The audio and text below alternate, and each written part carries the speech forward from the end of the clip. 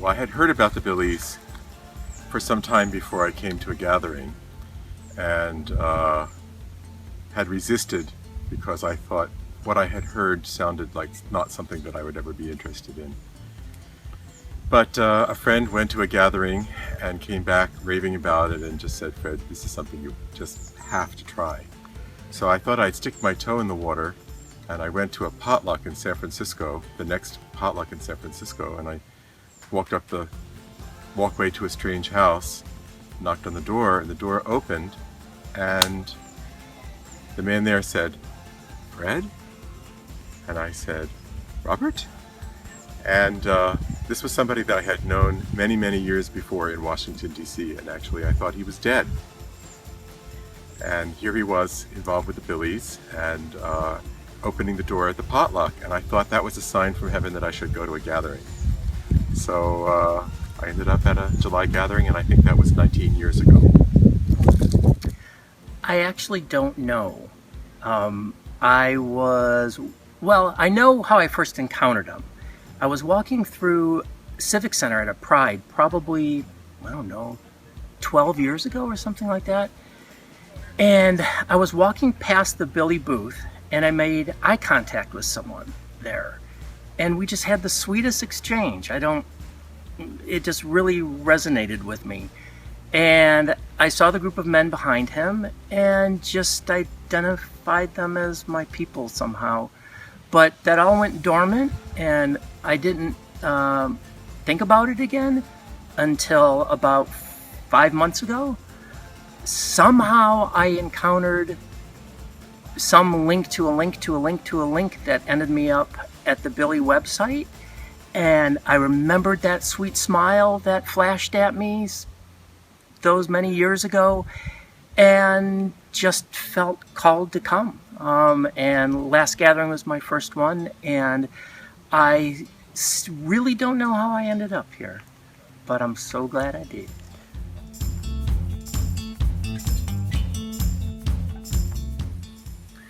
Well, I can tell you about my first gathering, but the first moment of my first gathering was actually the magical part.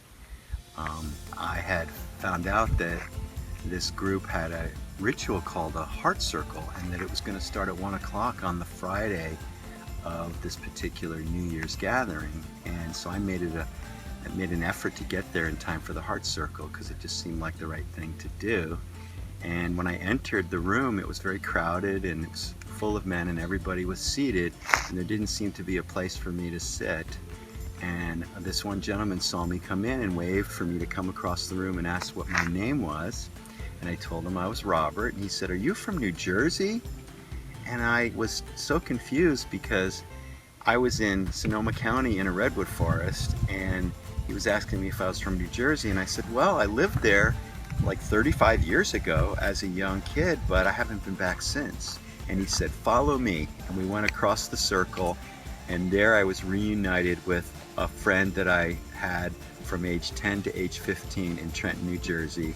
And at that point I knew exactly where to sit. I sat down at his feet, he put his hands on my shoulders, and I was welcomed into the community. I found this to be one of the most challenging and invigorating and joyous events that I've chosen to take part in, and it's just been amazing how much of an opening that I've had just in 4 days. It's really joyous.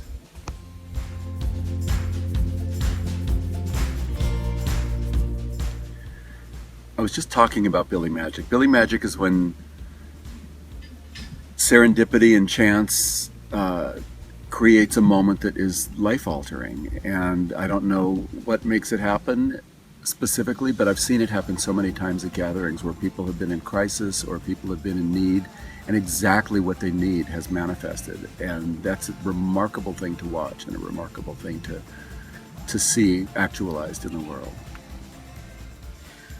Gosh, Billy Magic is these little serendipities that come about by hanging around this group of people. And I think it's a group feeling that mounts during a gathering and sort of crests over the weekend. And I think almost everybody who comes does feel it and does participate in it. I think there's a lot of letting go and a lot of sharing. Everybody talks and talks and talks. You see people just talking in twos or threes or one-on-one, or at Heart Circle, which is a giant talk. But as the gathering goes on, people let go of the stress, and they let go of they sort of slip into their identity as one of these relaxed people who's being real. Take a chance. What's the worst that can happen? You might make some new friends.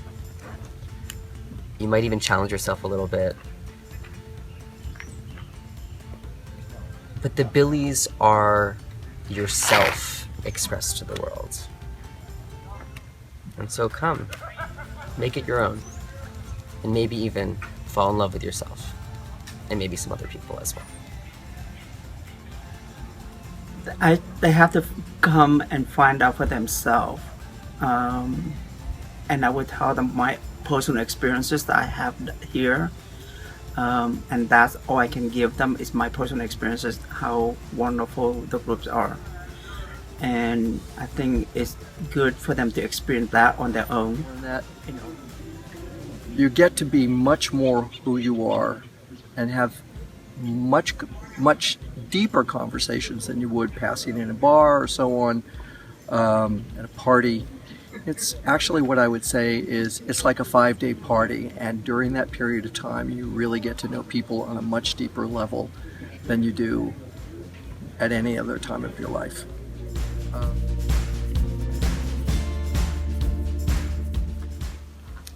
Delicious.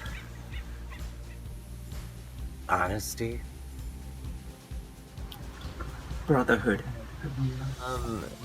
One word to describe the Billies, I would say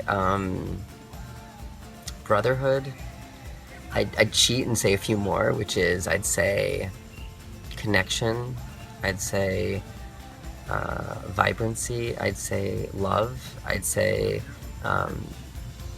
challenge. I think this place really does challenge an open-hearted person to really ask themselves the harder questions of, who am I in relation to other gay men and trans men and other people.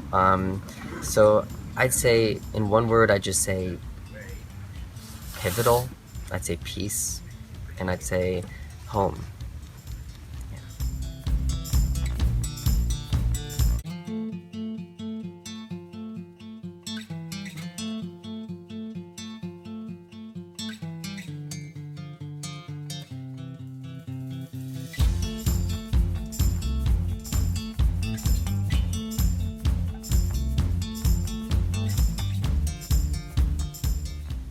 Somebody said to me earlier, just a little while ago around lunch, like, I don't know why I'm crying. I said, because your heart is open.